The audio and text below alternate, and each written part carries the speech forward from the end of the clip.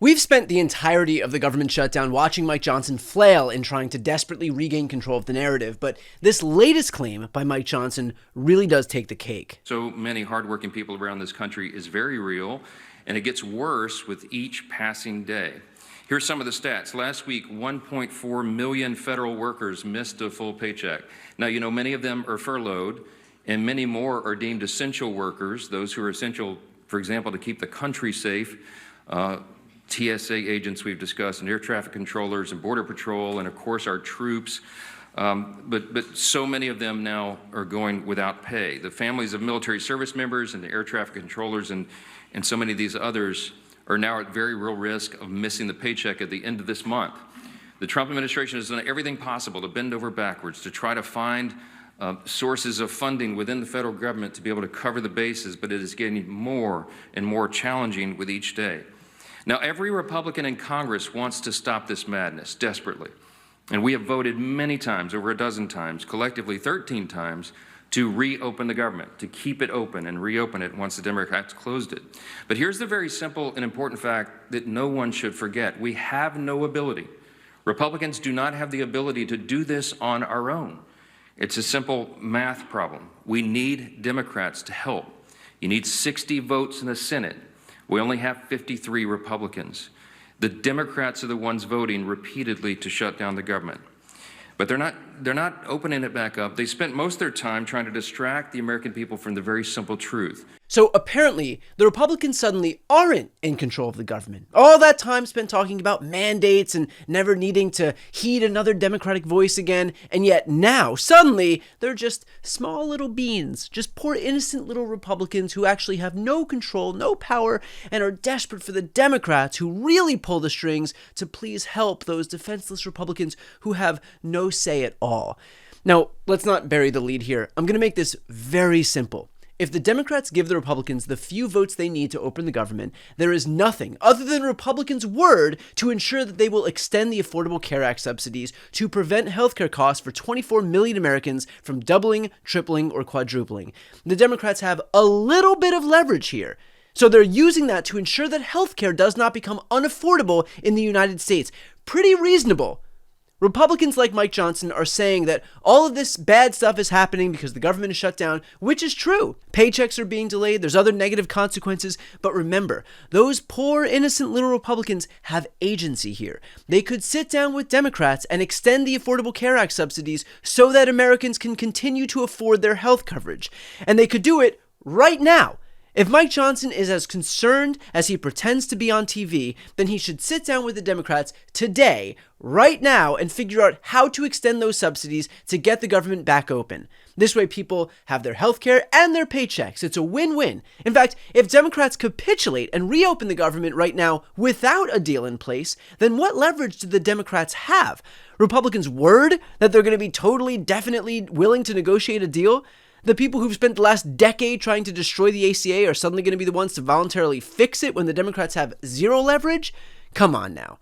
And that's a point that I made on air on News Nation as well. Democrats are using what little leverage they have, because they need Democratic votes to get this thing done, to restore ACA subsidies that will mean that Americans don't endure 75 to 100% increases in their health care. I hear you. I guess the counter argument to that, Brian, would be, and this is something that's been echoed, are you going to support one initiative or one group at the expense of the other? You talk about health care. This is something Mike Johnson says, well, what about FEMA? What about the CDC that's affected? Why not agree to a continuing resolution for immediate funding? You negotiate Obamacare, the tax credits at a later date. If you think about what the cost is going to be at this point, why not more Democrats sign on to the two that already went across the aisle? Because they know Republicans won't negotiate those things. This is the same Republican Party that just cut $1 trillion in health care from Americans. Do we really think that these are the people that are going to come down and sit at the negotiating table to make sure that we can restore these ACA subsidies? This is the same Republican Party that just cut Medicaid from 17 million Americans and food assistance to the tune of $350 billion.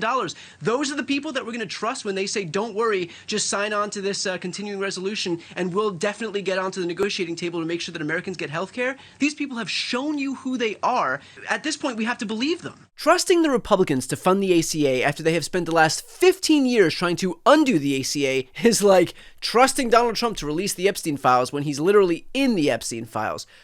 Oh, wait. The reality here is actually quite simple. Mike Johnson does not want to protect the ACA, which 24 million Americans rely on. He and his party hate this law that enabled millions of Americans to get coverage. They do not believe in healthcare as a right. This is their way of destroying it from within, allowing it to become so ineffective, so expensive, that it becomes less popular and therefore easier to destroy and replaced with their own plan that, by the way, they've had 15 years to uncover, and yet here we are still waiting. But when that plan magically does materialize, I can assure you that a lot of middlemen will get very rich from it, because that is how Republicans view healthcare.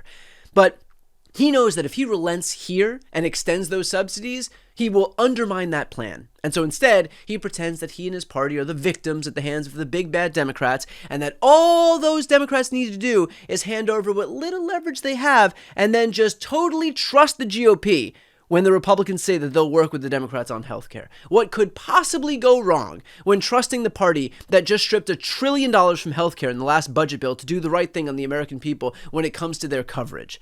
So look, if Mike Johnson and Republicans want to gut healthcare, that's their prerogative, but at least have the balls to admit it.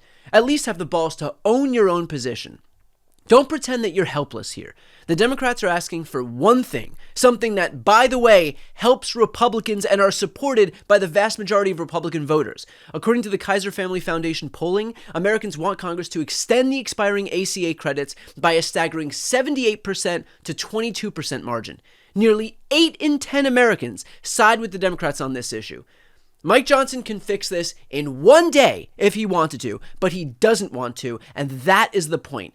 So if you're a Republican out there and you don't want your healthcare costs to double or triple or quadruple, call Mike Johnson or your Republican member of Congress or your Republican senator and tell them to extend the ACA subsidies and stop pretending that they will work with the Democrats, but only after the Democrats have surrendered their leverage. We can see the games that they're playing, and if it wasn't literally life or death for millions of people, it might be just a little cuter than Mike Johnson's playing it off as.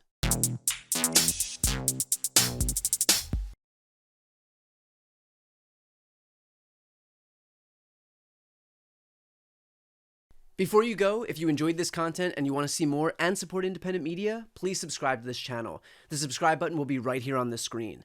But second, the reality is that we are now in a political environment where this administration can lean on any of the social media platforms to suppress certain voices if they don't like critical coverage.